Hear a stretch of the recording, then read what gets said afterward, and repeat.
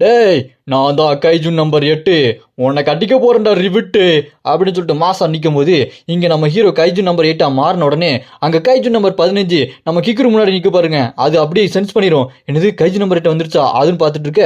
அது மட்டும் இல்லாம கைஜு நம்பர் 11 12 இதுவும் நம்ம ஹீரோ கைஜுவானதை சென்ஸ் பண்ணிரும். இதுங்க ரெண்டும் அப்படி பயத்துல சாக்காயி பார்த்துட்டு இருக்கோம். நம்ம ஹீரோ மேல அவ்வளோ பயமா. அப்படி இங்க ஹெட் குவார்டர்ஸ்ல எல்லாம் பதட்டத்துல கத்திட்டு இருப்பானுங்க. இவர் எதுக்கு இப்ப கைஜுவா மாறினாரு, இது நடக்கவே கூடாது, கைஜு நம்பர் 8 எதுக்கு மாறிச்சு அப்படின்னு கத்திட்டு இருக்கும்போது இன்னொருத்தன் அவருக்கு நம்ம என்ன பர்மிஷன் கொடுத்தோமா, அவர் யாரை கேட்டு இப்பெல்லாம் மாறினாரு அப்படின்னு கோவத்துல கத்திட்டு இருப்பான். அப்ப அந்த மொட்டத்துல யோசிச்சுட்டு இருப்பாரு, இப்போ வேற வழி இல்லை, இப்போ இருக்க நிலைமைக்கு அவன் மாறிதான் ஆகணும். இப்போ ரொம்ப ப்ரெஷர் அதிகமாக இருக்கு.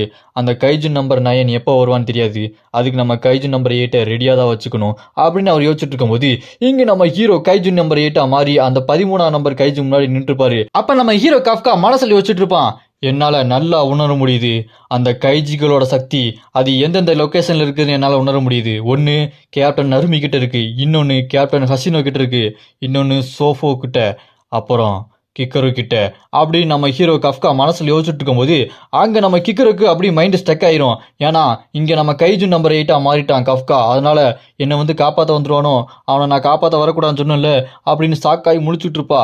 அப்போ நம்ம ஹீரோ கஃப்கா அங்கே நம்ம கிக்கரு கிட்ட பேசிட்டு இருப்பான். கிக்கரு, நான் வரப்போறதில்ல, நீ தான் சண்டை போட போற, நான் உன்னை காப்பாற்ற வரமாட்டேன், எனக்கு உன் மேலே நம்பிக்கை இருக்கு, உன் முன்னாடி நிற்கிற அந்த கைஜுவை அடிச்சு நொறுக்கு, நீயே அதை போட்டு தள்ளி, நான் வரமாட்டேன், இங்கே நான் கொஞ்சம் பிஸியாக இருக்கேன் அப்படி நம்ம ஹீரோ கஃப்கா அங்கே நம்ம கிக்கரு கிட்ட ஃபோனில் சொல்லிடுவான். இங்கே கைஜு நம்பர் 13 ஹான்னு பயங்கரமாக சிரிச்சுட்டு இருக்கும். பார்க்கறதுக்கு ஜுஜுசு கைசனில் வர மகோரகா மாதிரி இருக்காங்க. அவன் அப்படியே வேகமாக ஓடி வந்துட்டு இருப்பான் பாருங்க. அவன் ஓடி வர ஸ்டைலில் பார்த்தா ஒரு அத்லட்டு மாதிரி, சும்மா அவனோட மசில் எல்லாம் பயங்கரமாக இருக்கு. அப்படியே ஒரே இடத்துல குதிச்சுக்கிட்டே இருப்பான் பாருங்க. அப்படி குதிக்கும் போது அவனோட கால் இருக்க மசில் பாருங்க எந்த அளவுக்கு பம்ப் ஆகி பெருசாயிரும். ஏன்டா அவன் கால் இருக்க மசில் எல்லாத்தையுமே ரொம்ப பெருசாக்குறான் அப்படின்னு பார்த்துட்டு இருந்தா அத்லட்டு மாதிரியே ஓடுறதுக்கு அப்படி குனிஞ்சு நிப்பான் பாருங்க. அங்க ஹெட் குவார்டர்ஸ்ல இந்த கைஜுவோட பவர் எந்த அளவுக்கு இருக்குன்னு பார்த்தா 9.2 இருக்குது அப்படின்னு சொல்லிட்டு கதறிட்டு இருப்பானுங்க.